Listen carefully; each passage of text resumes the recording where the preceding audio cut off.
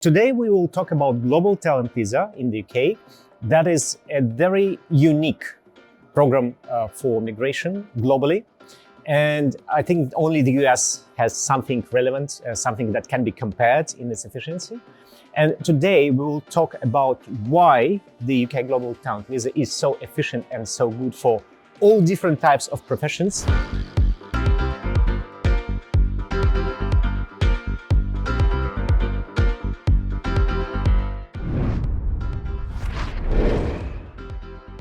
And we'll talk specifically about what types of professions are best suited for this program, all types of nationalities, because we in Relocode, we work with all types of countries as recipients of this program. And I believe that UK traditionally and historically has been very dedicated to opening the country to global talent and global high performers and high potentials. That's important because this program is open not only for the ones who have already achieved a lot, but the ones who demonstrate potential to achieve a lot. And we face a lot of demand from India, Nigeria, Brazil, China, and many other countries that we work with every day. Lisa, may I start with the question, why do you think the UK Talent Visa is so unique and specifically efficient in terms of migration policies today? Yeah, really. So the Global Talent Visa is really one of the kind. There is nothing that exists similar in a world, like almost. The only things that could compare are the US visa, and the Canada has something similar, but the UK Global Talent Visa was one of the first ones to implement this kind of a visa in the most efficient way that would really work. So the Global Talent Visa is the UK visa that gives you an opportunity to live and work in the UK for 5 years, and the opportunity to switch to ILR, which is like a permanent residence in the UK, and then to passport. So basically, what you need to present as a global talent to get your global talent visa is, and what makes it really unique and one of a kind, is that you do not need to have to show any ties to the UK, any connections to the UK, because usually visas are given because you have like a family or a business or a job or something like that in this country. And talking about the UK, it's completely different, because the only thing that you need to present is your achievements in your field of talent. And it is divided by 3 parts actually, which are the IT, which is the most common one, and when people get the most of like 70% like IT. And it's also science, and it's arts and culture. So IT is the biggest portion of this applicants, if I understand you right. So does it mean that this program, the UK Global Talent Visa program, is more dedicated, more focused on attracting IT professionals and entrepreneurs working with digital fields, digital technologies, into the country to support the digital economy of the UK? What about creatives? What about sports people? What about all different of art professions? So talking about the sports people, the Global Talent Visa is not applicable to the sports people, because usually they get different types of visas, right? And talking about like the people from arts and culture part, so these are usually some kind of a conservative arts and culture people, which I mean by that, like artists, or people do sculpture, or musicians, or and so on and so forth. So, for example, bloggers, vloggers, people who content creators. Yeah, content creators are not going for the Global Talent Visa for some reason too. So and why is also like 70% people are IT applications is because really the IT Global Talent Visa gives you this like full of freedom. You do not need to present any, for example, letters of recommendations from people in the UK, which, for example, arts and culture visa demands, and so on and so forth. So here you can not have any connections at all to the UK. You mentioned that the UK Global Talent Visa is unique because despite many other programs work in the different way, it doesn't demand and require any sponsorship from employer, and on the other side, it doesn't require it never requires any business project as startup visa does, right? So if you go with a startup visa, we work a lot with startup visas in the UK, and it's a very good program for entrepreneurs. But for entrepreneurs who would like to build a company, attract investments, build unicorn in the future, and play all this venture game.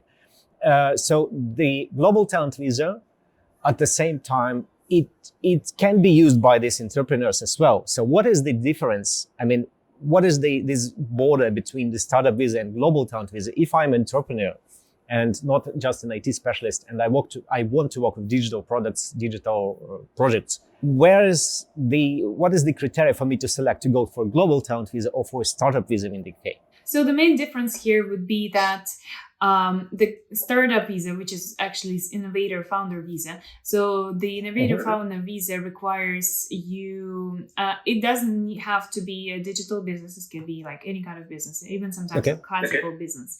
But the main thing is here, this is innovation. So the business needs to be innovative. And you need to prove by your business plan that it is innovative.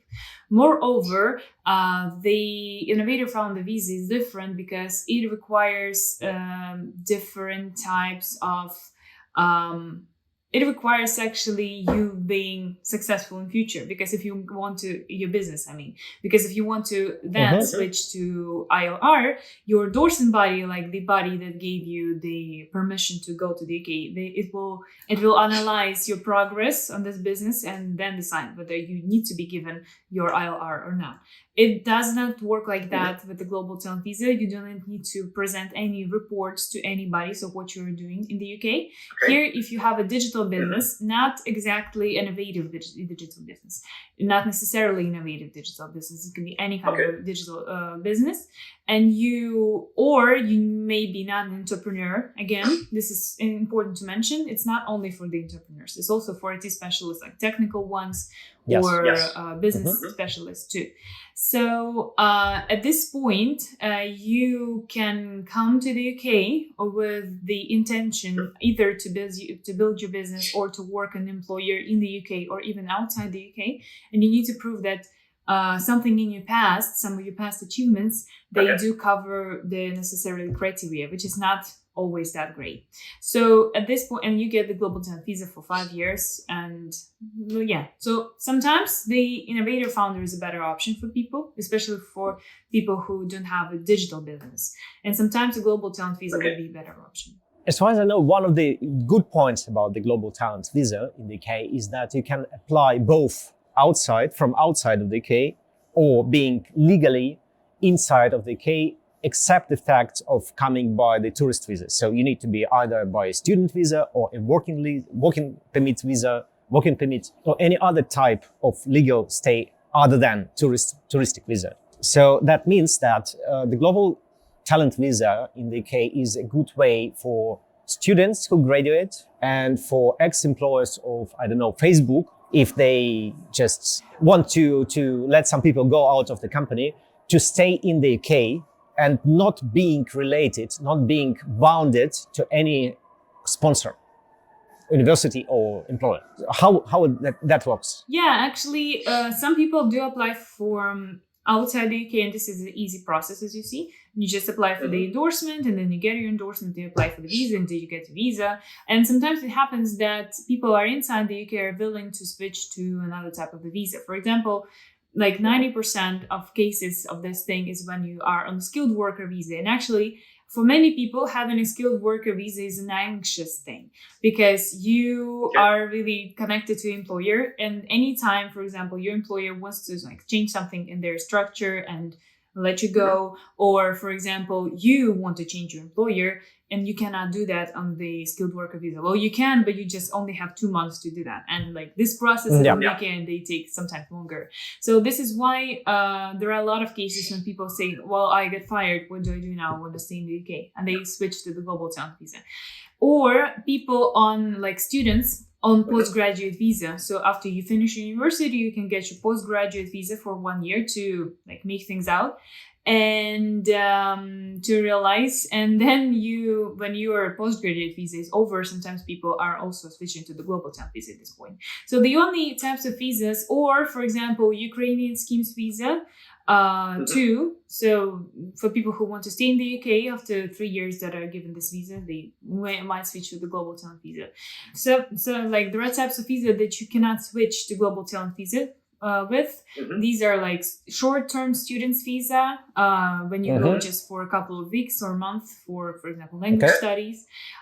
These are tourist visas, you said correctly, and these are also like domestic workers visa and like so on and so forth. Maybe like child dependent or parent dependent visas too. As far as I know, the UK global talent visa, if you stay by this status, with this status for 5 years in the UK, you can, and in some cases even earlier, you can apply for permanent residency status, and then after 5 years of full-time living living in the UK full-time, you can apply for UK citizenship, for UK passport.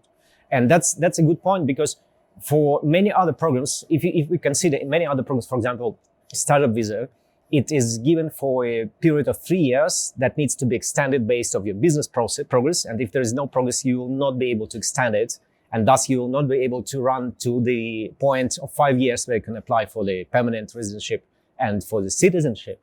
And in case of global talent, you can get the 5 years long permit to stay in the UK that gives you automatically this opportunity, the window of opportunity to apply for the PR and passport, the UK passport.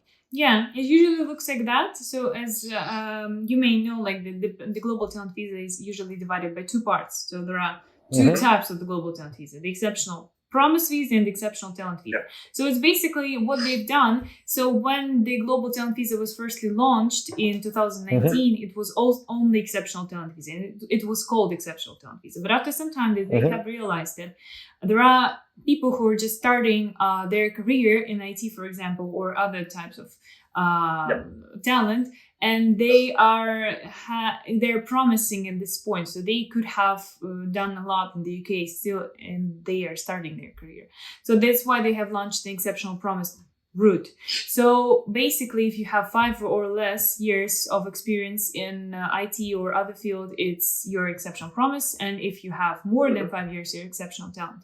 So the exceptional promise, as like the majority of visas in the UK, that gives you an opportunity to switch to ILR after 5 years. And after you switch to ILR, which is a permanent residence, it's called like indefinite leave to remain. You can switch to your passport after 1 more year. So it's after 6 years you get your passport. On the other hand, there is exceptional talent route, which is a little bit harder to get, and it's usually meant for people with 5 or more years of experience. But at the same time, it gives you like this privilege of getting your passport in ILR faster. So on the exceptional talent route, you're getting your ILR after 3 years of living in the UK.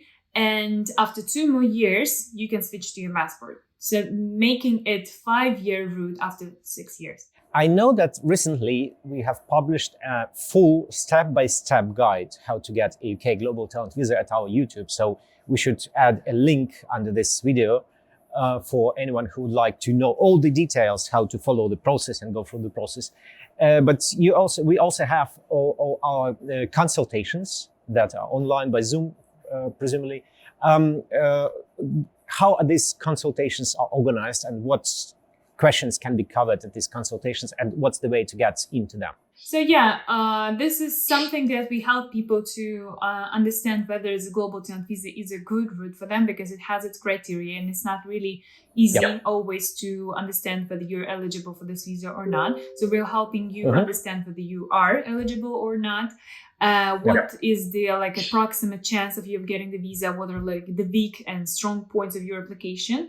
And besides that, we're also helping you build a route from the like immigrational point of view, whether you switch or not switch, and then when can you get your ILR, your passport, and this kind of things. And of course, it's a family relocation. So if you have family members that also wanting to relocate to the UK, which are like your spouse or partner or children, we are also helping to build the same strategy to them. So you can contact us for a consultation. Like the contacts are down below.